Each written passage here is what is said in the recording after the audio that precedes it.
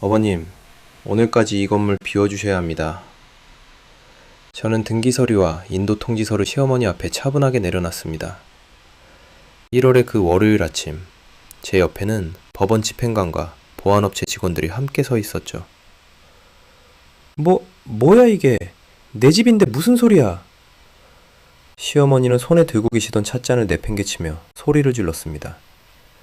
그 옆에 앉아있던 젊은 그 여자도 창백한 얼굴로 일어났고요. 예전에 당신이 세금 아끼려고 제 명의로 산 건물 맞으시죠? 등기부에는 제 이름이 올라가 있는 걸 어떡하나요? 그래서 저도 합법적으로 팔았죠. 이제 새 건물주분이 오늘까지 비워달라고 하시네요. 이 미친! 네가 감히! 감히요? 15년 동안 화장실 청소하고 세입자 민원 받으면서도 임대료 한 푼 못 만졌던 그 며느리가 이제 건물주 노릇 해본 겁니다. 밖에는 비가 내리고 있었습니다. 제가 1년 전 그 빗속에서 짐 보따리 하나 들고 쫓겨났던 것처럼 이제 그들의 짐이 하나둘씩 현관 밖으로 옮겨지기 시작했습니다. 여러분의 구독, 좋아요는 더 많은 사연을 만드는 힘이 됩니다. 안녕하세요. 저는 한지원이라고 합니다. 지금은 부동산 자산관리 법인의 대표로 일하고 있지만 1년 전만 해도 저는 그저 이름뿐인 건물주였습니다. 아니, 건물주라는 말조차 민망할 정도로 아무것도 아닌 사람이었죠. 이야기는 2024년 봄부터 시작됩니다. 그때 저는 42살이었고 결혼한 지 15년째를 맞이하고 있었습니다. 경기도 판교 인근에 있는 4층짜리 상가주택, 1층은 카페, 2층과 3층은 원룸, 4층은 저희가 사는 주인 세대였죠. 등기부에는 제 이름 석자가 또박또박 적혀 있었습니다. 한지원, 소유자 한지원. 하지만 실상은 달랐습니다. 매달 들어오는 임대료 통장은 전부 시어머니 박점래 씨가 관리하셨고 저는 그저 건물 관리인처럼 살았습니다. 아침이면 1층 카페의 앞 계단을 쓸고 원룸 화장실에 문제가 생기면 제가 먼저 달려갔습니다. 보일러가 고장나면 제가 수리기사를 불렀고 세입자가 이사 갈 때면 보증금 정산 연락도 제가 받았죠. 그날도 그랬습니다. 아침 7시 저는 1층 카페 화장실 청소를 마치고 4층으로 올라오는 길이었습니다. 계단참에서 2층 원룸 세입자 한 분을 마주쳤는데 그분이 가볍게 고개를 숙이며 인사를 건넸습니다. 건물주님, 안녕하세요. 아, 네, 안녕하세요. 저는 어색하게 웃으며 인사를 받았습니다. 건물주님. 그 호칭이 제게는 늘 낯설었거든요. 저는 건물주가 아니라 그저 뭐랄까요, 관리 아줌마 같은 느낌이었습니다. 4층 현관문을 열고 들어서자 거실에서 점례 어머님의 목소리가 들렸습니다. 지원아, 2층 세입자 계약갱신 연락 왔어. 오늘 중으로 처리해. 네, 어머님. 저는 가방을 내려놓고 주방으로 향했습니다. 어머님은 거실 소파에 앉아 휴대폰으로 뭔가를 확인하고 계셨습니다. 아마 임대료 입금 내역을 보고 계셨겠죠. 저는 냉장고에서 재료를 꺼내 아침 식사 준비를 시작했습니다. 남편 강태겸 씨는 아직 안방에서 자고 있었습니다. 대기업 과장이라는 직함이 있었지만 출근 시간은 늘 느슨했습니다. 어머님이 관리하는 건물 임대료 덕분에 경제적으로 여유가 있었으니까요. 아침을 차리고 나서 저는 휴대폰으로 2층 세입자에게 연락을 했습니다. 계약갱신 조건을 설명하고 보증금 인상 여부를 확인하고 계약서 작성 일정을 잡았습니다. 모든 게 제 손으로 이루어졌지만 정작 계약서 날이는 어머님이 하셨습니다. 임대료도 어머님 통장으로 들어갔고요. 점심 무렵 저는 1층 카페로 내려갔습니다. 카페 사장님인 배연경 씨가 재고 정리를 하다가 저를 보고 반갑게 웃었습니다. 건물주님 오셨어요? 오늘 화장실 청소 깨끗하게 해주셔서 감사해요. 아, 네, 별 말씀을요.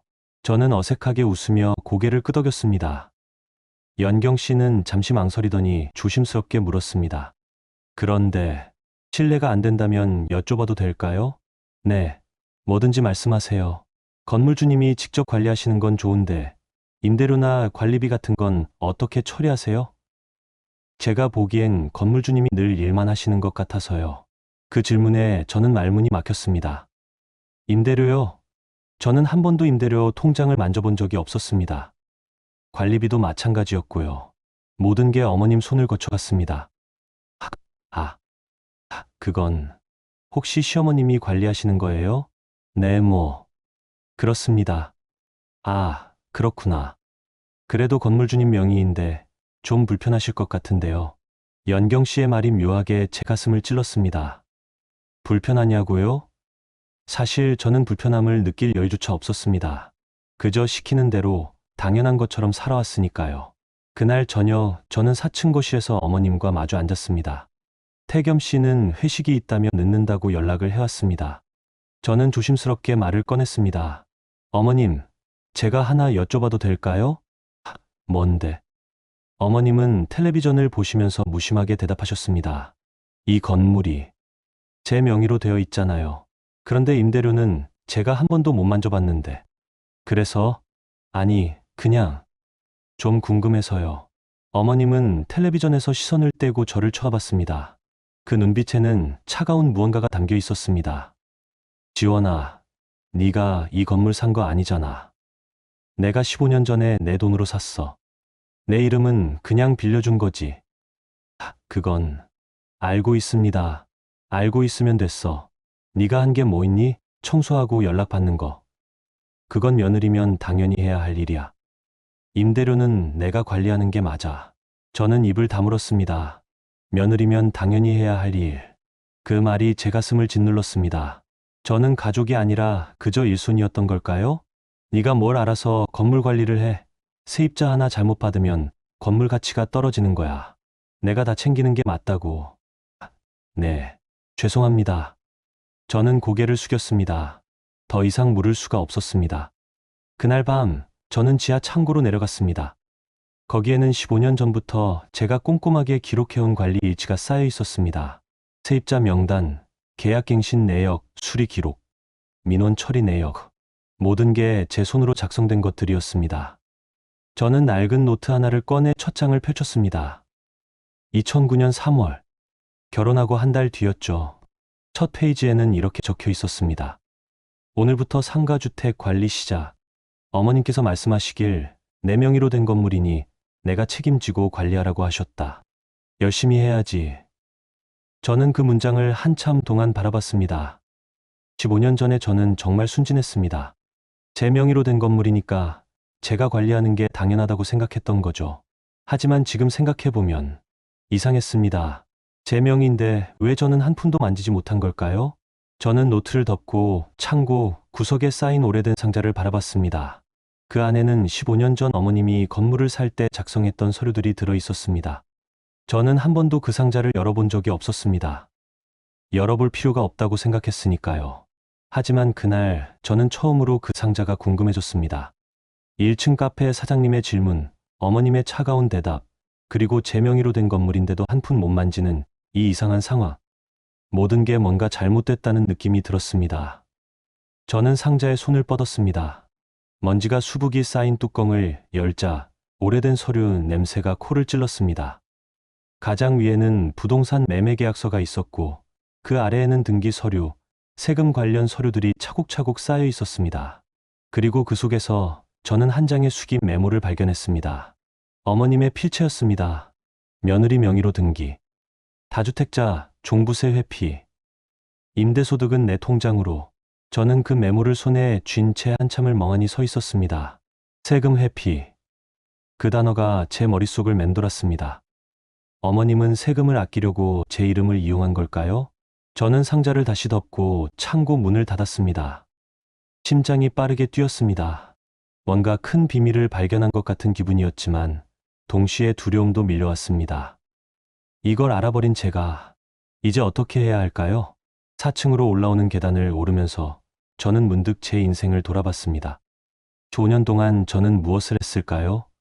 청소하고, 연락받고, 관리하고. 그게 전부였습니다. 가족이라는 이름 아래 저는 그저 일손으로만 존재했던 거죠. 그날 밤 저는 잠을 이룰 수가 없었습니다. 지하 창고에서 발견한 큰 메모가 자꾸만 떠올랐습니다. 세금 회피, 며느리 명의, 그 단어들이 제 머릿속에서 계속 맴돌았습니다. 새벽 2시쯤 저는 조용히 일어나 거실로 나왔습니다. 어둠 속에서 창밖을 바라보며 생각했습니다. 제 이름으로 된 건물. 하지만 제 것이 아닌 건물. 이 모순된 상황 속에서 저는 과연 누구였을까요? 그때 저는 알지 못했습니다.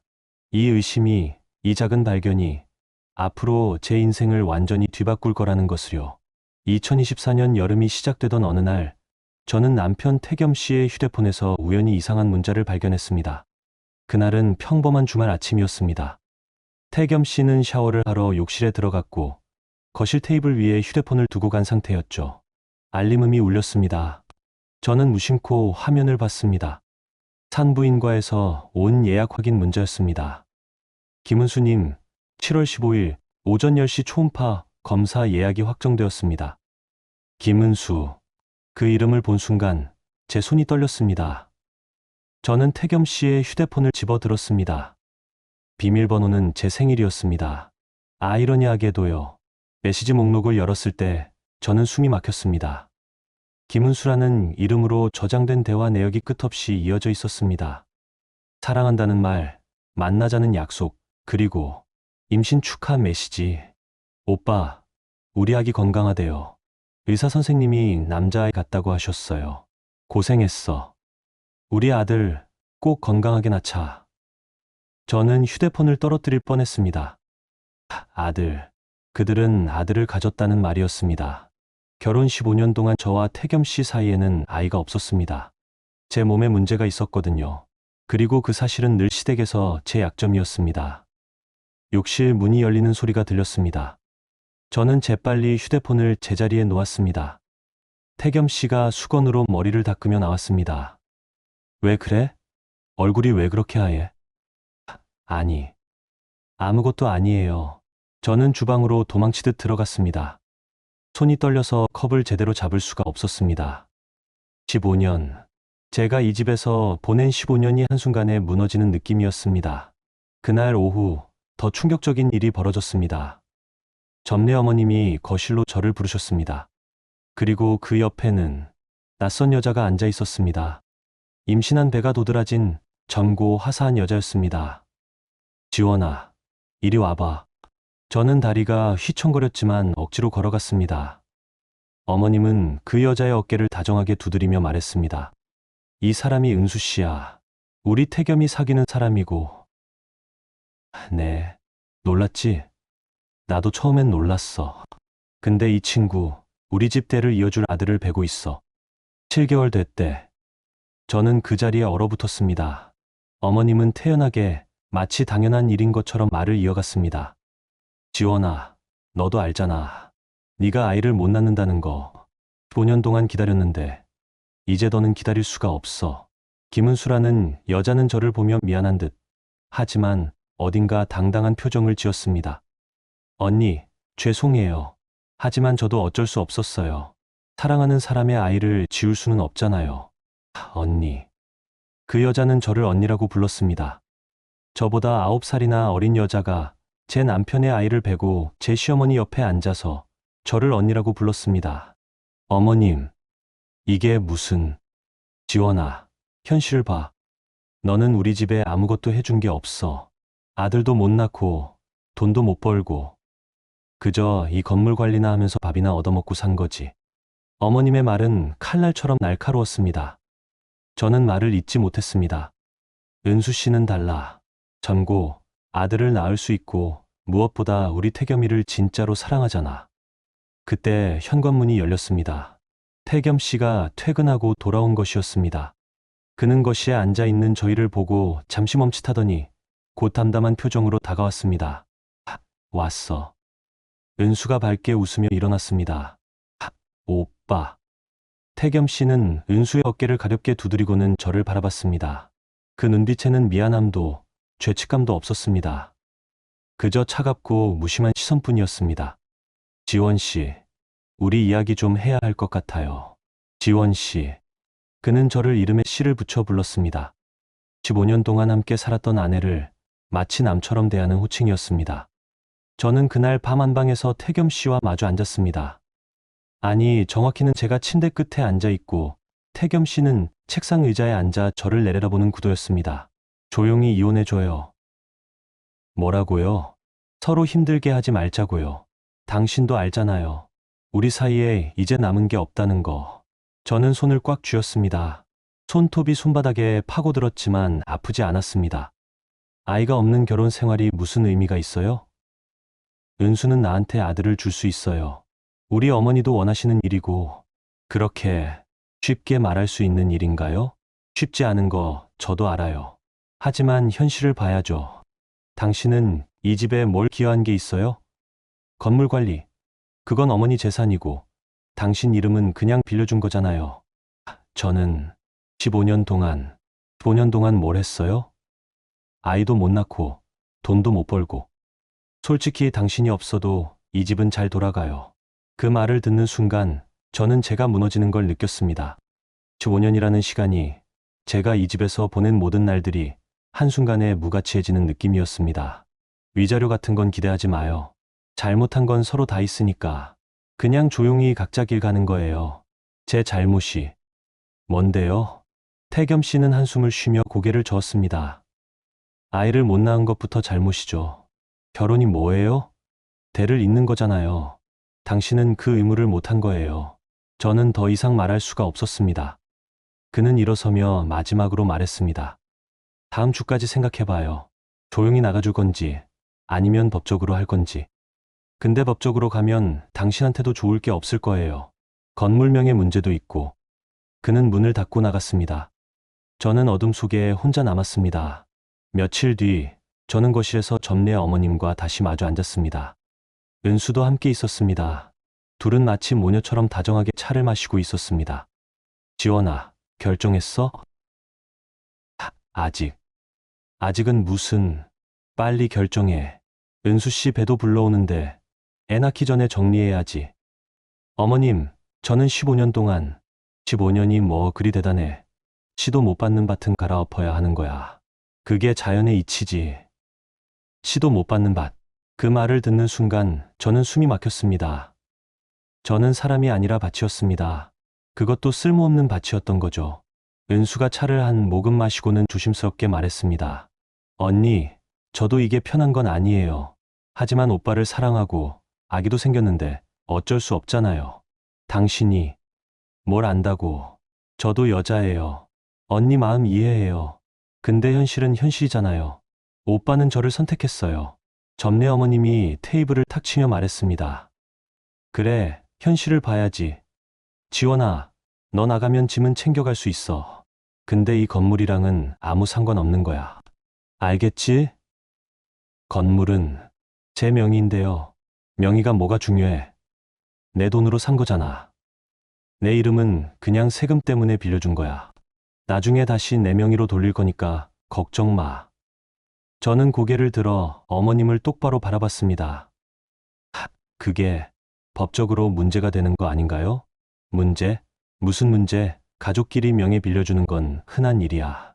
너도 동의했잖아. 저는 아무것도 몰랐어요. 몰랐든 알았든 도장 찍은 건 너야. 그러니까 이제 조용히 나가. 그게 서로한테 좋아. 저는 식탁 아래에서 주먹을 꽉 쥐었습니다. 손톱이 손바닥에 박혔습니다. 아팠지만 참았습니다. 그날 밤 저는 또다시 지하 창고로 내려갔습니다. 오래된 서류 상자를 다시 꺼냈습니다. 그리고 그 속에서 15년 전 작성된 명의신탁 확인서를 찾았습니다. 점례 어머님의 필체로 또박또박 긁힌 문서였습니다. 세금 회피 목적으로 며느리 한지원 명의로 등기함. 저는 그 서류를 품에 안았습니다. 이게 제가 가진 유일한 무기였습니다. 하지만 아직은 어떻게 써야 할지 몰랐습니다. 다만 한 가지는 확실했습니다. 저는 더 이상 가만히 당하고만 있을 수 없다는 것. 2024년 늦여름, 점례 어머님은 본격적으로 저를 내몰기 시작했습니다. 어느 날 오후, 어머님은 거실 테이블 위에 서류 봉투 하나를 탁 내려놓으셨습니다. 지원아, 이거 봐. 저는 봉투를 열었습니다. 안에는 부동산 명의 이전 동의서가 들어 있었습니다. 소유자 한지원이 자발적으로 박점례에게 건물을 양도한다는 내용이었죠. 도장 찍어. 이게 무슨. 원래 내 건물이잖아. 이제 다시 내 명의로 돌리는 거야. 당연한 거지. 저는 서류를 내려다봤습니다. 양도가일 안에는 무상양도라고 적혀 있었습니다. 15년 동안 제 명의로 있던 30억 상당의 건물을 아무런 데가 없이 그냥 넘기라는 말이었습니다. 저는 도장 안 찍겠습니다. 그 순간 어머님의 표정이 차갑게 굳었습니다. 뭐, 이 건물은 법적으로 제 명의예요. 제가 도장 찍지 않으면 안 돼요. 이 계집이 진짜 네가 지금 누구한테 대드는 거야? 대드는 게 아니라 제 권리를 말하는 거예요. 점례 어머님은 자리에서 벌떡 일어났습니다. 그리고 제 뺨을 향해 손을 들었습니다. 하지만 저는 피하지 않았습니다. 그냥 그대로 맞았습니다. 이 은혜도 모르는 것이 내가 너한테 밥 먹여주고 재워줬는데 이게 보답이야? 밥 먹여주고 재워준 대가로 15년 동안 청소하고 관리했습니다. 그리고 제 명의를 빌려줬고요. 빌려준 게 아니라 세금 때문에 어쩔 수 없이 내 이름으로 한 거야. 그게 바로 불법 명의신탁입니다, 어머님. 그 말을 듣는 순간 어머님의 얼굴이 하얗게 변했습니다. 저는 처음으로 어머님이 흔들리는 모습을 봤습니다. 너, 뭘 안다고. 15년 전 서류 다 봤어요. 어머님이 직접 쓰신 메모도요. 다주택자 종부세 회피라고 적으신 건 말이에요. 이것이. 어머님은 말을 잇지 못하고 뒤로 물러났습니다. 저는 계속 말했습니다. 부동산 실명법 위반이에요. 명의신탁으로 적발되면 과징금이 건물가액의 30%라고 하더군요. 계산해보니까 9억 정도 되던데요. 네가 감히. 그날 밤 태겸 씨가 집에 돌아왔습니다. 어머님은 즉시 그를 안방으로 불러들였습니다. 저는 거실에서 그들의 목소리를 들을 수 있었습니다. 태겸아, 내 마누라 좀 어떻게 해봐. 건물 명의 안 넘긴다고 버티고 있어. 엄마, 진정하세요. 진정은 무슨. 저 계집인 명의신탁이 어쩌고 과징금이 어쩌고 하면서 나를 협박해. 명의신탁. 태겸 씨의 목소리가 낮아졌습니다. 잠시 침묵이 흘렀습니다. 엄마, 그거 진짜예요? 지원이 명의로 한 게 명의신탁이었어요? 그게 세금이 너무 많아서 어쩔 수 없었어. 당시에 내가 이미 아파트 2채를 갖고 있었거든. 하나 더 사면 종부세가. 하필 왜 지원이 이름으로 한 거예요? 며느리 명의로 하는 게 제일 안전하다고 세무사가 그랬어. 저는 벽에 기대어 그들의 대화를 계속 들었습니다. 태겸 씨는 한동안 말이 없다가 나지막하게 말했습니다. 이거 문제 되겠는데요? 그러니까 어떻게든 지원이한테서 도장을 받아내야 한다고. 지원이가 버티면 우리가 위험해져요. 명의신탁은 양쪽 다 처벌받거든요. 뭐, 그럼 지원이도 같이 처벌받는 거 아니야? 명의를 빌려준 사람이 더 큰 책임을 져요. 지원이는 명의수탁자니까 처벌이 약하고 엄마는 명의신탁자니까 무거워요. 저는 그 말을 듣고 씁쓸하게 웃었습니다. 결국 저를 이용한 게 오히려 그들의 발목을 잡는 셈이 된 거죠. 다음 날 태겸 씨가 안방 서랍을 뒤지는 모습을 목격했습니다. 무엇을 찾는지 물었더니 그는 신경질적으로 대답했습니다. 당신 인감도장이랑 신분증 어디 있어요? 왜요? 명예 이전할 때 필요하니까요. 제가 직접 주지 않으면 못 찾으실 거예요. 지금 장난해요? 장난이 아니라 제 재산을 지키는 거예요. 태겸 씨는 서랍을 닫으며 저를 노려봤습니다. 당신도 명의신탁으로 같이 처벌받을 수 있다는 거 알아요?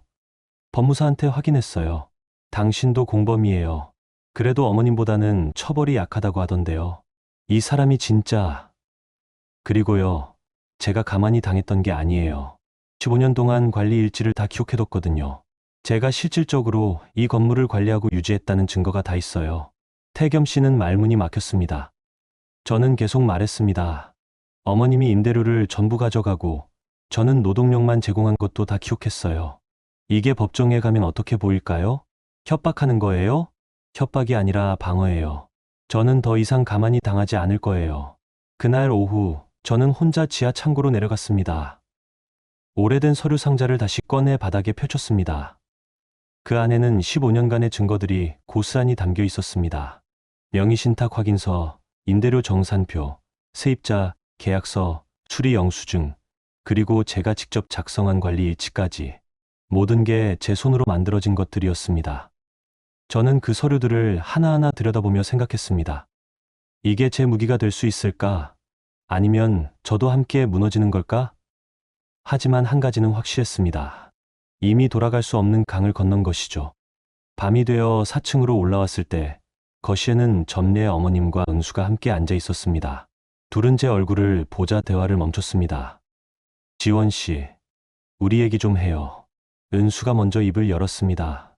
저는 소파에 앉지 않고 그대로 서 있었습니다. 제가 오빠한테 들었어요. 명예 문제로 복잡해졌다고. 그게 당신이랑 무슨 상관이에요? 상관 있죠. 저랑 오빠가 결혼하고 여기서 살아야 하는데 명의가 언니 이름으로 계속 있으면 곤란하잖아요. 저는 비웃었습니다. 여기서 살 생각이었어요? 당연하죠. 어머님도 그러시고 우리 아기도 이 집에서 키울 거고요. 그럼 제가 왜 순순히 나가줘야 하는데요? 점례 어머님이 끼어들었습니다. 지원아, 네가 버티면 다 같이 힘들어져. 명의신탁 문제로 나도 곤란해지지만 너도 공범으로 초래될 수 있어. 그럼 저는 어떻게 되는 건데요? 15년 동안 관리해온 건물을 그냥 빈손으로 나가요? 네가 관리한 건 며느리로서 당연히 해야 할 일이었어. 그걸 가지고 뭘 요구해? 저는 고개를 저었습니다. 며느리로서 할 일이었다면 왜 제 명의로 하셨어요?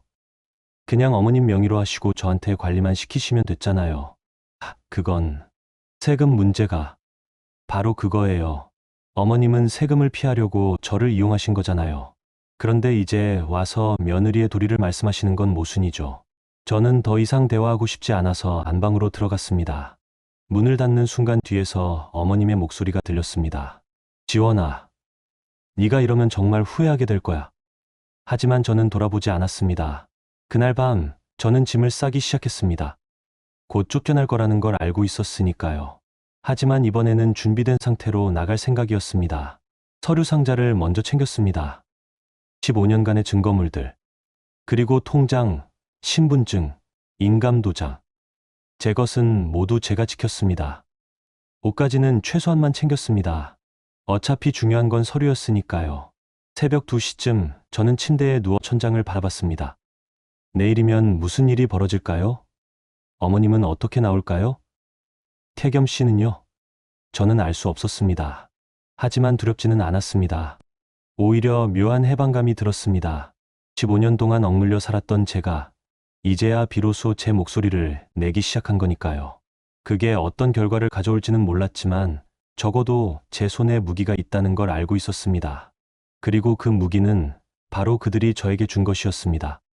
제 명의로 된 건물, 15년간의 기록, 불법 명의신탁의 증거, 모든 게 제 손에 있었습니다. 2024년 가을, 비가 내리는 밤이었습니다. 저는 제가 15년 동안 살아온 집에서 쫓겨났습니다. 그날 저녁 점례 어머님은 이삿짐 센터를 불렀습니다. 제가 퇴근해서 집에 도착했을 때 이미 2명의 직원이 4층 현관에 서 있었습니다. 어머님, 이게 무슨, 내 짐 싸는 거야. 오늘 당장 나가. 하지만 저는 아직은 무슨 아직. 네가 명예 안 넘긴다고 버티니까 나도 방법을 쓸 수밖에 없잖아. 이삿짐 직원들은 제 방으로 들어가 옷가지를 박스에 담기 시작했습니다. 저는 황급히 따라 들어갔습니다. 잠깐만요. 제가 직접 챙길게요. 하지만 어머님은 제 팔을 붙잡고 거실로 끌어냈습니다. 가만히 있어. 직원들이 알아서 할 거야. 어머님, 이건 너무하잖아요. 너무한 건 너야. 내 건물을 안 넘기겠다고 버티는 게 더 너무한 거지. 거실에서는 은수가 차를 마시며 그 광경을 지켜보고 있었습니다. 그녀는 배를 쓰다듬으며 여유롭게 웃었습니다. 어머님, 드디어 집이 조용해지겠네요. 그러게, 이 집에 평화가 오는 거지. 저는 그들을 바라보며 주먹을 꽉 쥐었습니다. 평화. 그들이 말하는 평화란 저를 내쫓는 것이었습니다. 이삿짐 직원들이 박스 3개를 들고 나왔습니다. 제 15년치 삶이 고작 박스 3개에 담긴 것이었습니다. 옷가지, 몇 권의 책, 그리고 낡은 가방. 이게 다예요? 점례 어머님이 직원에게 물었습니다. 네, 방에 이것밖에 없더라고요. 그럼 됐어. 현관 밖에 내려놔. 직원들은 박스들을 현관 밖 복도에 내려놨습니다. 비가 세차게 내리고 있었습니다. 창문 너머로 빗소리가 들렸습니다. 어머님, 밖에 비가 오는데 그게 내가 알바야? 네가 알아서 해. 저는 신발을 신고 복도로 나갔습니다. 박스들이 이미 비에 젖기 시작했습니다. 저는 재킷을 벗어 박스 위에 덮었습니다. 지원 씨. 뒤에서 태겸 씨의 목소리가 들렸습니다. 저는 돌아보지 않았습니다. 네가 버티면 건물명의 문제로 너도 다쳐. 명의신탁은 양쪽 다 처벌받는다고 했잖아. 그래서요? 그러니까 빨리 포기해. 도장 찍고 조용히 나가면 우리도 널 괴롭히지 않을게. 저는 비에 젖은 박스를 안고 천천히 일어섰습니다. 그리고 태겸 씨를 똑바로 바라봤습니다. 처벌을 받든 말든 저는 제 명의를 지킬 거예요. 미쳤어. 법적으로 싸우면 변호사 비용만 수천만 원이야. 그래도 어머님이 내실 과징금보다는 적겠네요. 태겸 씨의 얼굴이 굳었습니다. 너 정말 끝까지 갈 거야? 당신들이 먼저 시작한 일이잖아요. 저는 박스를 들고 계단을 내려갔습니다. 비가 옷을 적셨습니다. 차가운 빗물이 얼굴을 타고 흘렀습니다. 눈물인지 빗물인지 구분이 안 됐습니다. 건물 앞 골목에 택시를 세웠습니다. 기사님은 비에 젖은 제 모습을 보고 놀란 표정을 지었습니다. 손님, 괜찮으세요? 네, 근처 모텔로 가주세요. 비 많이 맞으셨네요. 감기 조심하세요. 저는 고개를 끄덕이고 창밖을 바라봤습니다. 15년 동안 살았던 건물이 점점 멀어졌습니다. 4층 창문에서는 불빛이 새어나왔습니다. 아마 거실에서 어머님과 은수가 차를 마시며 제가 사라진 것을 기뻐하고 있겠죠. 모텔에 도착했습니다. 프런트 직원은 비에 흠뻑 젖은 저를 보고 놀란 듯 했지만 아무 말도 하지 않았습니다. 방 열쇠를 받고 2층으로 올라갔습니다. 좁은 방이었습니다. 침대 하나, 작은 테이블, 낡은 옷장. 15년간 살았던 4층 안방에 비하면 초라하기 짝이 없었습니다. 하지만 이상하게도 이곳이 더 편안하게 느껴졌습니다. 저는 젖은 옷을 벗고 샤워를 했습니다. 따뜻한 물이 몸을 적시자 그제야 긴장이 풀렸습니다. 그리고 샤워부스 안에서 처음으로 소리내어 울었습니다. 15년. 제가 그 집에서 보낸 15년이 한순간에 무너졌습니다. 하지만 동시에 저는 자유로워진 것 같기도 했습니다. 더 이상 점례 어머님의 눈치를 볼 필요도, 태겸 씨의 차가운 시선을 견딜 필요도 없었으니까요. 샤워를 마치고 나와 박스를 열었습니다. 옷가지와 책들 사이에서 제가 가장 중요하게 챙긴 것들을 꺼냈습니다. 지하 창고에서 가져온 서류 상자였습니다. 15년간의 관리 일지, 명의신탁 확인서, 임대료 정산표, 세입자 계약서, 모든 게 그대로 있었습니다. 저는 서류들을 하나하나 펼쳐 확인했습니다. 비에 젖지 않도록 비닐봉지에 꼼꼼히 싸두었던 게 다행이었습니다. 침대에 앉아 관리 일지 마지막 페이지를 펼쳤습니다. 거기에는 2024년 9월까지의 기록이 적혀 있었습니다. 세입자 민원 처리, 보일러 수리, 화장실 청소, 계약 갱신. 제가 한 모든 일들이 날짜별로 기록되어 있었습니다. 저는 펜을 들어 마지막 줄을 채웠습니다. 2024년 9월 27일, 금요일, 비 오는 밤, 건물에서 쫓겨남, 하지만 증거는 모두 챙김. 이제 시작이다. 그 문장을 쓰는 순간 눈물이 다시 흘렀습니다. 하지만 이번에는 슬픔의 눈물이 아니었습니다. 분노와 결의가 섞인 눈물이었습니다. 저는 휴대폰을 꺼내 연락처를 찾았습니다.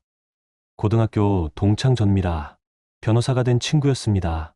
마지막으로 통화한 지 2년이 넘었지만 지금 제게 필요한 건 바로 그녀였습니다. 문자를 보냈습니다. 미라야, 나 지원이야.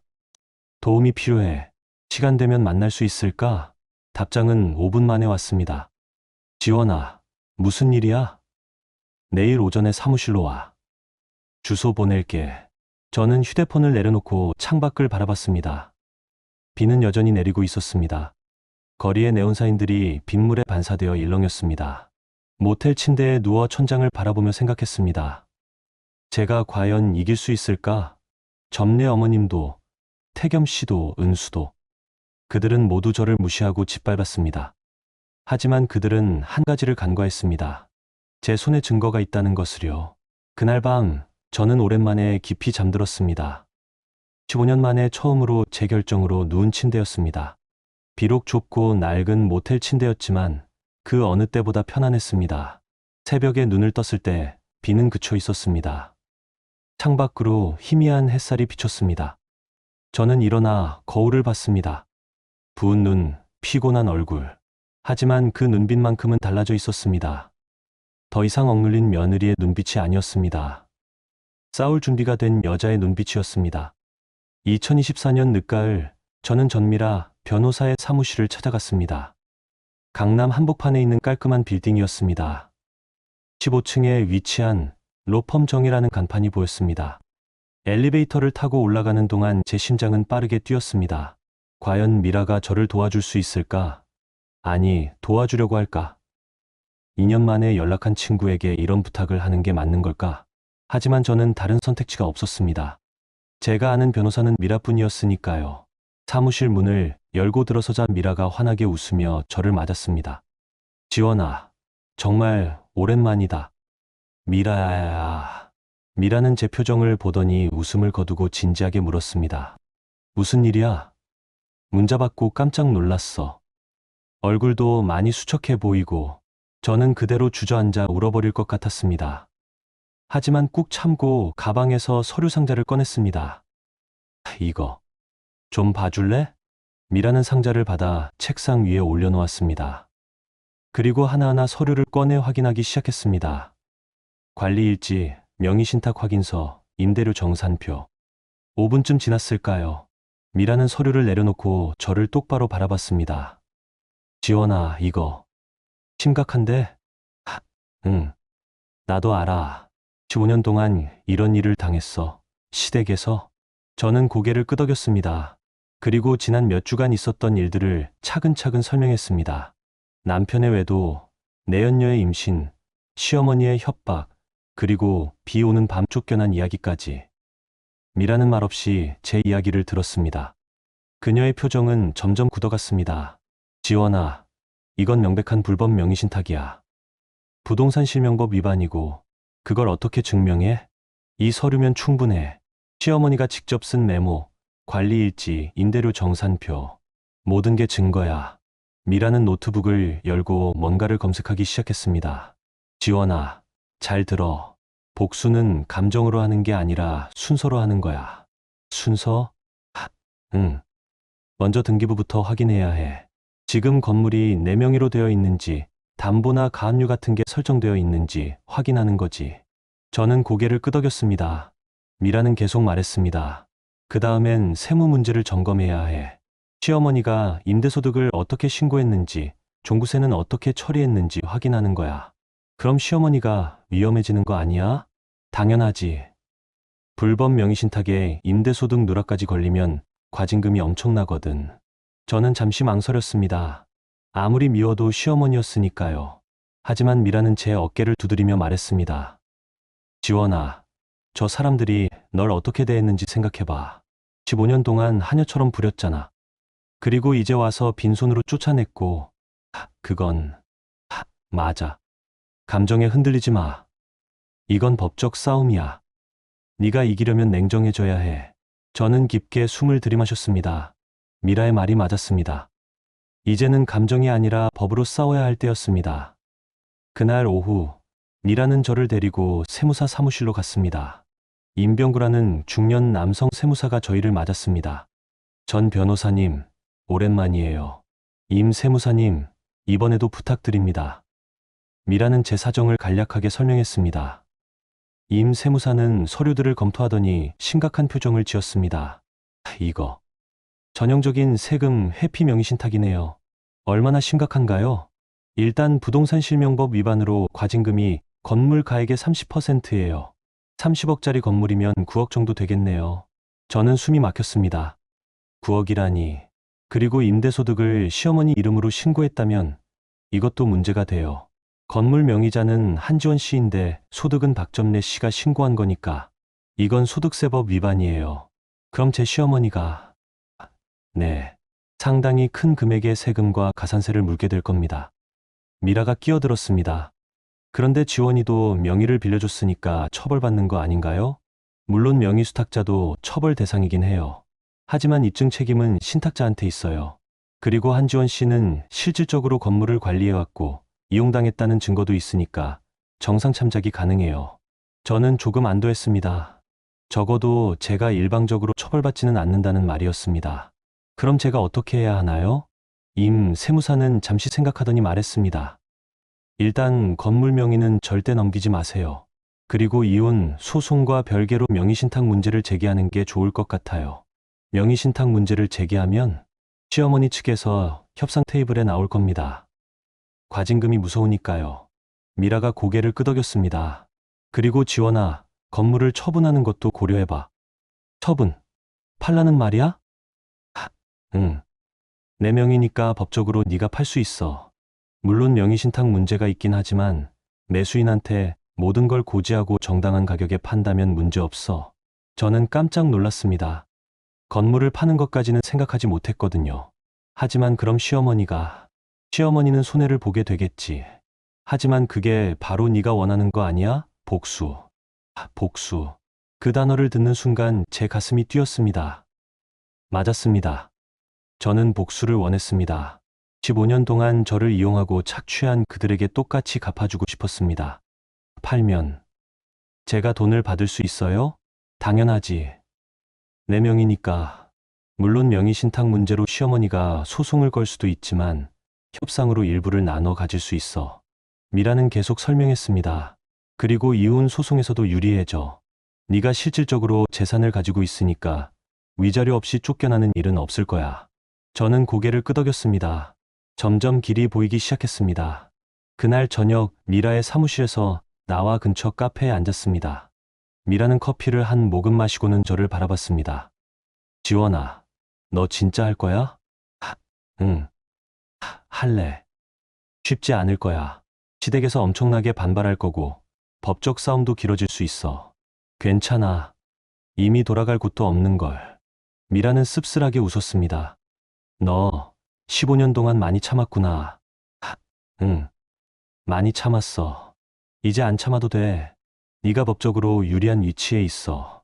건물 명의도 내 거고 증거도 네가 다 가지고 있잖아. 저는 창밖을 바라봤습니다. 해가 지고 있었습니다. 하늘이 붉게 물들었습니다. 미라야, 나 무서워. 뭐가? 내가 이기면 그 사람들이 정말 무너지잖아. 시어머니도 남편도. 그래도 가족이었는데. 미라는 제 손을 잡았습니다. 지원아, 저 사람들이 널 가족으로 대했어? 아니잖아. 너한테는 한유였고 이름만 빌려주는 도구였어. 그래, 가족이라면 서로 아끼고 보호해줘야 해. 근데 저 사람들은 널 이용하고 버렸어. 그럼 이제 내 차례야. 저는 고개를 끄덕였습니다. 미라의 말이 맞았습니다. 이제는 제가 제 인생을 지킬 차례였습니다. 며칠 뒤 미라는 이혼 소송 서류를 준비했습니다. 동시에 건물 처분 가능성도 알아보기 시작했습니다. 판교 인근 부동산 시장을 조사하고 잠재적 매수인 명단도 작성했습니다. 저는 모텔에서 지내며 미라와 매일 연락을 주고받았습니다. 서류를 보완하고 증거를 정리하고 전략을 짰습니다. 처음에는 막막했지만 점점 자신감이 생겼습니다.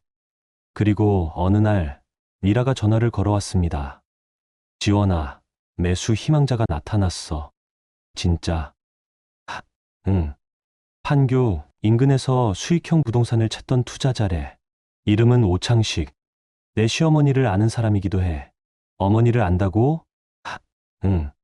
과거에 시어머니한테 모욕당한 적이 있대. 그래서 오히려 이번 기회에 그 건물을 사고 싶어 한다는 거야. 저는 씁쓸하게 웃었습니다. 점례 어머님은 평소 주변 사람들을 얼마나 함부로 대했던 걸까요? 그게 지금 부메랑이 되어 돌아온 거였습니다. 지원아, 이제 진짜 시작이야. 준비됐어? 저는 깊게 숨을 들이마셨습니다. 그리고 대답했습니다. 응, 준비됐어. 그날 밤 저는 모텔 침대에 누워 관리 일지 마지막 페이지를 펼쳤습니다. 그리고 펜을 들어 한 줄을 추가했습니다.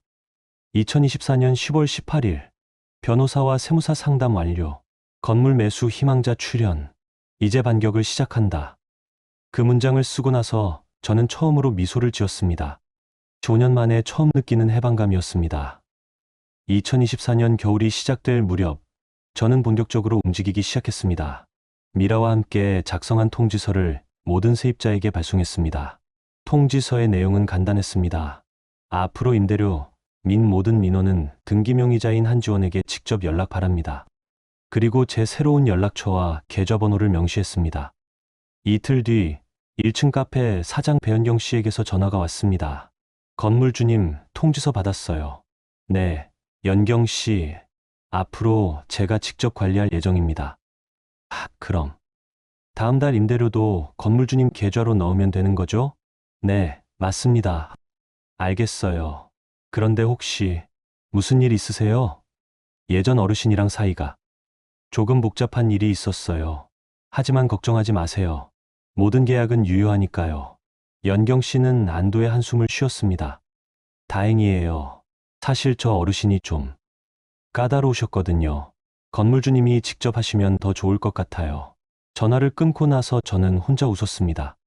세입자들도 점례 어머님을 그렇게 생각하고 있었다는 게 씁쓸하면서도 통쾌했습니다. 그날 저녁 점례 어머님에게서 전화가 왔습니다. 예상했던 일이었습니다. 지원아, 네가 지금 무슨 짓을 한 거야? 어머님, 저는 제 권리를 행사하는 것뿐입니다. 세입자들한테 무슨 통지서를 보낸 거야? 임대료를 내 계좌로 넣으라고? 네, 건물 명의가 제 이름이니까요. 이 미친. 당장 취소해. 취소할 수 없습니다. 이미 모든 세입자에게 통지했고 다들 이해하셨어요. 지원아, 너 진짜 끝까지 갈 거야? 명의신탁 문제 터지면 너도 피해 못 봐. 저는 침착하게 대답했습니다. 어머님 말씀대로라면 저는 이름만 빌려준 사람이죠. 그럼 그 말씀부터 세무서에서 해보시죠.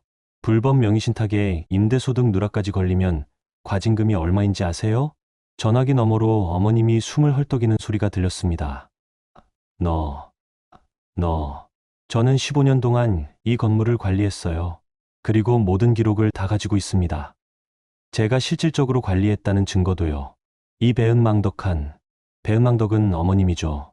5년 동안 저를 하녀처럼 부리고 이제 와서 빈손으로 쫓아내셨잖아요. 어머님은 더 이상 말을 잇지 못하고 전화를 끊었습니다. 다음 날 태겸 씨가 제가 머물고 있는 모텔 앞으로 찾아왔습니다. 미라가 미리 경고했습니다. 혼자 만나지 말고 만나더라도 녹음해. 저는 모텔 로비에서 태겸 씨를 만났습니다. 휴대폰 녹음 버튼을 눌러두고요. 지원 씨, 우리 얘기 좀 합시다. 할 말이 뭔데요? 이러지 마요. 세입자들한테 통지서 보내고 임대료까지 가로채고. 이게 정상이에요? 가로채는 게 아니라 제 권리를 행사하는 거예요. 권리. 그 건물이 우리 어머니 거라는 거 당신도 알잖아요. 법적으로는 제 명의예요. 그리고 어머님이 불법으로 제 명의를 이용하신 거고요. 태겸 씨는 주먹을 꽉 쥐었습니다. 당신 정말 법적으로 싸울 거예요? 변호사 비용만 수천만 원이에요. 괜찮아요. 제 변호사가 수임료는 나중에 받겠대요. 제가 이기면 건물 매각 대금에서 받겠다고 하더라고요. 태겸 씨의 얼굴이 하얗게 변했습니다. 건물을 팔겠다고? 네, 제 명의니까 팔 수 있죠.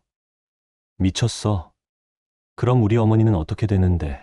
그건 어머님이 생각하실 문제죠. 불법 명의신탁을 하신 분이니까. 태겸 씨는 한 발짝 다가왔습니다. 저는 뒤로 물러섰습니다.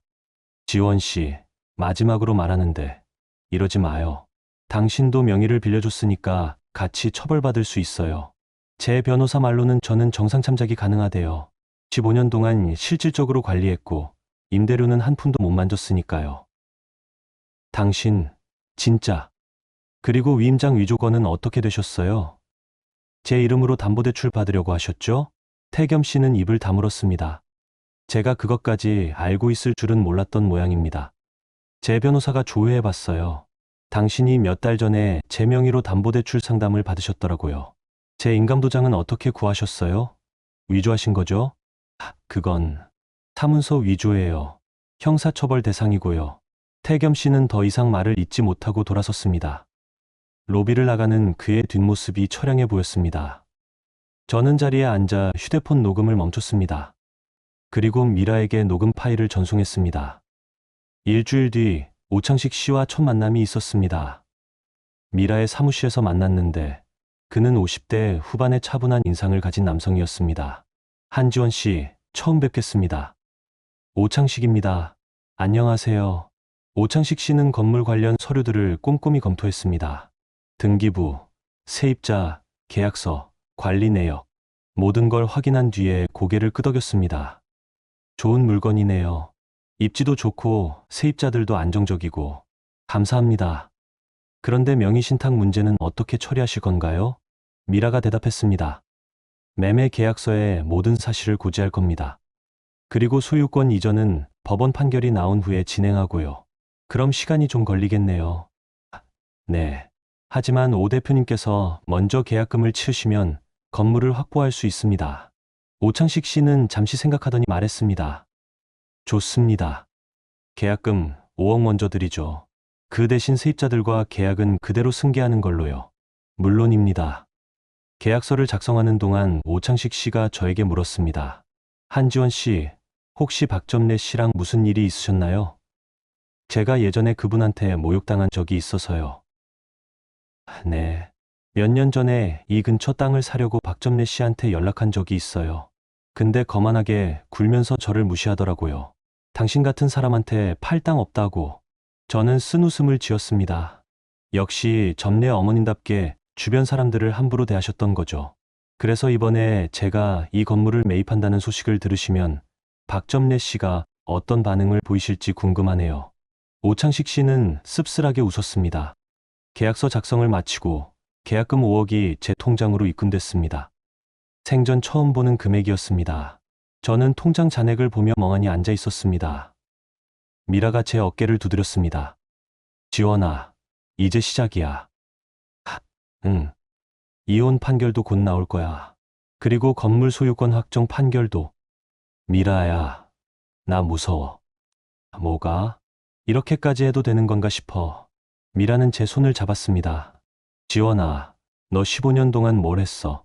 청소하고, 관리하고, 세입자들 민원받고. 근데 돈은 한 푼도 못 만졌잖아. 그래. 이건 복수가 아니라 정당한 권리 행사야. 내 명의로 된 건물을 네가 파는 거지. 저는 고개를 끄덕였습니다. 미라의 말이 맞았습니다. 그날 밤 저는 이혼 판결을 기다리며 모텔 침대에 누워 생각했습니다. 곧 모든 게 끝날 거였습니다. 이혼도, 건물 문제도, 그리고 저는 새로운 삶을 시작할 수 있을 거였습니다. 며칠 뒤 법원에서 이혼 판결이 나왔습니다. 원고 한지원과 피고 강태겸은 이혼한다. 위자료는 3천만 원으로 책정됐습니다. 태겸 씨의 외도가 명백했으니까요. 판결문을 받아든 순간 저는 눈물이 났습니다. 15년간의 결혼 생활이 종이 한 장으로 끝난 거였습니다. 슬픔보다는 해방감이 더 컸습니다. 미라가 옆에서 말했습니다. 지원아, 이제 건물 명예 확정 판결만 남았어. 언제쯤 나올까? 다음 달쯤. 그 전에 시어머니 측에서 합의 제안이 올 수도 있어. 합의? 응. 명의신탁 문제로 소송 가면 시어머니 측이 더 불리하거든. 그러니까 합의금을 주고 조용히 정리하자고 할 수도 있어. 하지만 저는 고개를 저었습니다. 합의는 안 할 거야. 왜? 끝까지 가보고 싶어. 제대로 된 결말을 보고 싶어. 미라는 빙긋 웃었습니다. 그래. 내 마음대로 해. 나는 끝까지 도와줄게. 2025년 초 겨울의 끝자락이었습니다. 저는 예상치 못한 전화 한 통을 받았습니다. 김은수였습니다. 언니. 저예요. 무슨 일이에요? 전화기 너머로 은수의 떨리는 목소리가 들렸습니다. 언니, 만나서 얘기 좀 할 수 있을까요? 중요한 거 있어서요. 저는 의아했지만 일단 만나기로 했습니다. 판교역 근처 카페에서 만났는데 은수는 예전과 달리 초췌해 보였습니다. 임신한 배는 더 불러 있었지만 얼굴은 수척했습니다. 무슨 일인데요? 은수는 잠시 망설이다가 가방에서 휴대폰을 꺼냈습니다. 이거. 들어보세요. 그녀가 재생한 것은 녹음 파일이었습니다. 점례 어머님과 태겸 씨의 대화였습니다. 태겸아, 지원이 건물 팔려고 한다며? 네, 엄마. 계약금도 이미 받았대요. 그럼 우리는 어떻게 되는 거야? 엄마가 명의신탁을 하셔서 이렇게 된 거잖아요. 세금 아끼려고 내 마누라 이름으로 해둔 게 문제가 된 거예요. 그 계집이 감히 내 건물을 팔다니. 엄마, 법적으로는 지원이 건물이에요. 어쩔 수 없어요. 그럼 은수는 어떻게 해? 아기도 곧 나올 텐데. 은수는 제가 알아서 할게요. 알아서 하긴. 돈도 없는 주제에 무슨 수로. 차라리 은수를 빨리 정리하는 게 나을 수도. 녹음이 끊겼습니다. 저는 은수를 바라봤습니다. 그녀의 눈에는 눈물이 고여 있었습니다. 들으셨죠? 저를 정리하자고 했어요. 저는 오빠를 진심으로 사랑했어요. 아기도 오빠 아기고. 근데 지금 와서 저를 버리려고 해요. 저는 복잡한 기분이었습니다. 은수는 제 남편을 빼앗아간 사람이었지만 지금은 저와 똑같은 처지가 된 것 같았습니다. 이용당하고 버려지는 여자. 왜 저한테 이걸 보여주는 거예요? 언니가 이기셨으면 좋겠어요. 네. 언니가 이기면 저도 뭔가 위로가 될 것 같아서요. 어머님이랑 오빠가 무너지는 걸 보고 싶어요. 은수는 가방에서 또 다른 서류를 꺼냈습니다. 이것도 드릴게요. 오빠가 몇 달 전에 언니 명의로 담보대출 받으려고 이임장을 위조한 증거예요. 제가 그때 사진을 찍어뒀거든요. 왜 이렇게까지? 오빠가 저를 버리려고 하니까요. 그럼 저도 가만히 있을 수 없죠. 저는 서류를 받아들었습니다. 거기에는 태겸 씨가 제 도장을 위조하는 과정이 사진으로 찍혀 있었습니다. 결정적인 증거였습니다. 은수 씨, 당신 배신하는 거예요? 배신은 그쪽이 먼저 했어요. 저를 이용하고 버리려고 했잖아요. 저는 서류를 가방에 넣으며 말했습니다. 고마워요. 이거 잘 쓰게요. 언니, 한 가지만 부탁해도 될까요? 뭔데요? 제가 아기 낳고 나면 도와줄 수 있어요? 저 혼자 키우기엔 너무 막막해서요. 저는 잠시 망설였습니다. 이 여자를 도와줘야 하는 걸까? 하지만 은수의 눈에 담긴 절박함을 보니 거절할 수가 없었습니다. 생각해 볼게요. 은수는 고개를 숙여 인사하고 자리를 떴습니다. 저는 그녀의 뒷모습을 보며 생각했습니다. 결국 우리 모두 점례의 어머님과 태겸 씨에게 이용당한 피해자였던 거죠. 그날 저녁 저는 미라에게 녹음 파일과 위조 증거를 넘겼습니다. 미라는 놀란 표정으로 자료를 검토했습니다. 지원아, 이거 대박이야. 그렇게 좋아? 당연하지. 명의신탁은 민사 문제지만 이임장 위조는 형사 문제야. 태겸 씨가 감옥 갈 수도 있어. 감옥까지? 사문서 위조죄는 징역형이 가능해. 그리고 이 녹음 파일은 시어머니가 명의신탁을 자백한 증거가 돼. 미라는 계속 설명했습니다. 이제 시어머니 측에서 합의하지 않으면 정말 큰일 나. 형사고소까지 들어가면 태겸 씨도 시어머니도 모두 처벌받아. 저는 창밖을 바라봤습니다. 서울의 야경이 반짝이고 있었습니다. 미라야, 나 이상한 기분이 들어. 무슨 복수하는 게 맞는 건가 싶어서. 지원아, 그 사람들도 결국 가족이었잖아. 15년을 같이 살았는데. 미라는 제 어깨를 두드렸습니다. 지원아, 가족이라면 서로를 아껴줘야 해. 근데 저 사람들은 널 아낀 적이 있어. 너한테 가족은 그저 이용당하는 관계였어. 그래도가 아니야. 너 15년 동안 얼마나 힘들었어. 화장실 청소하고 세입자 관리하고. 근데 돈은 한 푼도 못 만지고 말이야. 저는 고개를 숙였습니다. 미라의 말이 맞았습니다. 그리고 지원아, 이건 복수가 아니라 정의야. 불법적으로 내 명의를 이용한 사람들이 대가를 치르는 거지. 정의. 응. 네가 잘못한 게 없어. 오히려 네가 너무 오래 참았던 거야. 며칠 뒤 미라는 위임장 위조건으로 태겸 씨를 경찰에 고소했습니다. 동시에 점례 어머님에게는 명의신탁 관련 소송을 제기했습니다. 태겸 씨는 경찰 조사를 받으러 갔습니다. 회사에도 소문이 퍼졌고 그는 결국 사직서를 제출했습니다. 외도의 범죄 의혹까지 겹치니 더 이상 버틸 수 없었던 거죠. 점례 어머님은 변호사를 선임해 맞섰지만 제가 가진 증거들 앞에서는 무력했습니다. 5년간의 관리 일지, 명의신탁 확인서, 임대료 정산표, 그리고 은수가 넘긴 녹음 파일까지 모든 게 점례 어머님에게 불리하게 작용했습니다. 어느 날 점례 어머님의 변호사에게서 연락이 왔습니다. 합의를 하고 싶다는 내용이었습니다. 한지원 씨, 우리 의뢰인께서 합의를 제안하십니다. 건물 매각 대금의 30%를 드리겠습니다. 저는 미라를 바라봤습니다. 미라는 고개를 저었습니다. 30%는 터무니없어요. 지원 씨가 15년 동안 관리한 대가를 생각하면 최소 50% 이상은 받아야죠. 50%는 너무 많습니다. 그럼 소송으로 가시죠. 명의신탁, 과징금 9억에 임대소득 누락 가산세까지 합치면 박점례 씨는 파산하실 겁니다. 상대 변호사는 말을 잇지 못했습니다. 결국 합의는 결렬됐습니다. 저는 끝까지 가기로 결심했습니다. 법원 판결을 받아서 정당하게 제 몫을 찾기로 한 거죠. 그날 밤 저는 모텔 창가에 앉아 밤하늘을 바라봤습니다. 별이 보이지 않는 서울의 하늘이었지만 묘하게 마음이 평온했습니다. 5년 만에 처음으로 저는 제 선택을 했습니다.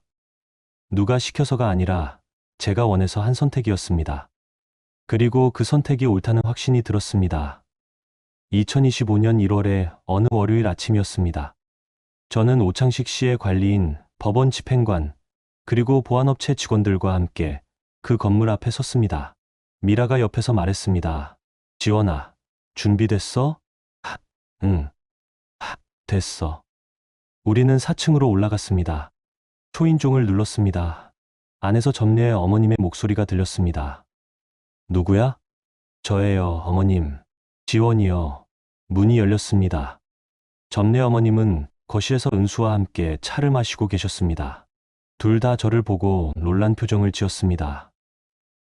지원아. 너 왜 왔어? 저는 가방에서 서류를 꺼내 테이블 위에 내려놨습니다. 어머님, 이 건물 매매 계약이 완료됐습니다. 그리고 오늘까지 이 건물을 비워주셔야 해요. 뭐라고? 점례 어머님은 서류를 집어들었습니다. 매매 계약서와 인도 통지서였습니다. 이게 무슨... 내 허락도 없이 어떻게... 어머님 허락은 필요 없어요. 법적으로 제 명이니까요. 이 건물은 내 돈으로 산 거야. 내 이름은 그냥 빌려준 거라고. 그 말씀을 법정에서 하세요. 명의신탁 자백이 되니까요. 점례 어머님은 서류를 바닥에 내던졌습니다. 나는 안 나가. 절대 안 나간다고. 그때 집행관이 앞으로 나섰습니다. 박점례 씨, 이 건물은 이미 매매가 완료됐고 새 소유자가 인도를 요구하고 있습니다. 거부하시면 강제집행에 들어갈 수밖에 없습니다. 강제집행? 이게 내 집인데. 법적으로는 한지원 씨의 명의였고 적법하게 매각했습니다. 점례 어머님은 저를 노려봤습니다. 그 눈빛에는 분노와 배신감이 가득했습니다. 지원아, 네가 이렇게까지 할 줄은 몰랐어. 어머님도 저를 이렇게까지 대할 줄은 몰랐어요. 15년 동안 저를 하녀처럼 부리고 이름만 빌려주고 돈은 한 푼도 안 주셨잖아요. 그리고 이제 와서 빈손으로 쫓아내셨고요. 그건 네가 아이를 못 낳아서. 아이를 못 낳는 게 제 잘못인가요? 그리고 그게 15년 동안 저를 착취해도 되는 이유가 되나요? 점례 어머님은 말을 잇지 못했습니다. 은수가 일어서며 말했습니다. 어머님, 우리 나가요. 어차피 이긴 건 언니예요. 은수야, 너까지. 저도 이제 지쳤어요. 언니 말이 맞아요. 우리가 잘못한 거예요. 점례 어머님은 은수를 믿을 수 없다는 표정으로 바라봤습니다. 하지만 은수는 더 이상 점례 어머님 편이 아니었습니다. 보안업체 직원들이 짐을 옮기기 시작했습니다. 점례 어머님의 옷까지, 가구 몇 개, 그리고 낡은 박스들. 15년간 쌓인 삶의 흔적들이 하나둘씩 현관 밖으로 나갔습니다. 이럴 수는 없어. 경찰 불러. 내 집에서 내 물건을 함부로 옮기다니. 집행관이 침착하게 대답했습니다. 법원 명령에 따른 집행입니다. 경찰을 부르셔도 저희를 막을 수 없습니다. 점례 어머님은 그 자리에 주저앉았습니다. 그리고 저를 올려다보며 말했습니다. 지원아, 제발, 이러지 마. 내가 잘못했어. 미안해. 저는 처음으로 점례 어머님이 사과하는 모습을 봤습니다. 하지만 그 사과는 너무 늦었습니다. 어머님, 15년 전에 그 말씀하셨어야죠. 지원아, 저는 15년 동안 어머님을 섬겼어요. 청소하고, 관리하고, 세입자 민원 받고. 근데 어머님은 저를 가족으로 대한 적이 없으세요. 미안해. 정말 미안해. 저는 고개를 돌렸습니다. 더 이상 볼 수가 없었습니다. 그때 현관문이 열렸습니다. 태겸 씨가 들어왔습니다. 그는 상황을 파악하고는 경악한 표정을 지었습니다. 이게 무슨 일이야? 당신도 오늘까지 나가야 해요. 이 건물은 이제 당신 거 아니니까. 지원 씨, 우리 얘기 좀 합시다. 제발, 할 얘기 없어요. 이미 끝났어요. 태겸 씨는 어머니 옆에 무릎을 꿇었습니다. 그리고 울기 시작했습니다. 엄마, 우리 어떡해. 태겸아, 미안해. 엄마가 잘못했어. 저는 그 광경을 지켜보다가 밖으로 나왔습니다. 복도에는 그들의 짐이 산더미처럼 쌓여 있었습니다. 1년 전 비 오는 밤, 제 짐이 그렇게 쌓여 있던 것처럼요. 미라가 옆에서 말했습니다. 지원아, 괜찮아? 응, 괜찮아. 후회되지 않아. 저는 고개를 저었습니다. 아니, 전혀. 밖에는 비가 내리기 시작했습니다. 1년 전 그날처럼요. 하지만 이번에는 제가 안에 있고 그들이 밖으로 나가는 차례였습니다. 1시간쯤 지났을까요? 점례 어머님, 태겸 씨, 그리고 은수가 건물 밖으로 나왔습니다. 그들은 비를 맞으며 짐을 챙기기 시작했습니다. 저는 4층 창가에서 그 모습을 내려다봤습니다. 마음 한편이 아팠지만 동시에 후련했습니다. 15년간 억눌렸던 감정이 비로소 풀리는 느낌이었습니다. 오창식 씨가 옆에 와서 말했습니다. 한지원 씨, 고생하셨습니다. 이제 이 건물은 제가 잘 관리하겠습니다. 감사합니다. 그리고 매각 대금 잔금 내일 입금하겠습니다. 저는 고개를 끄덕였습니다. 건물 매각 대금은 총 30억이었습니다. 명의신탁, 과징금과 세금을 제하고 나면 제게 약 18억 정도가 남을 것으로 예상됐습니다. 18억. 제 인생에서 상상도 못한 금액이었습니다. 하지만 그보다 중요한 건 제가 이제 자유로워졌다는 거였습니다. 며칠 뒤 저는 미라와 함께 부동산 자산관리 법인을 설립했습니다. 한지원 자산관리라는 이름으로요.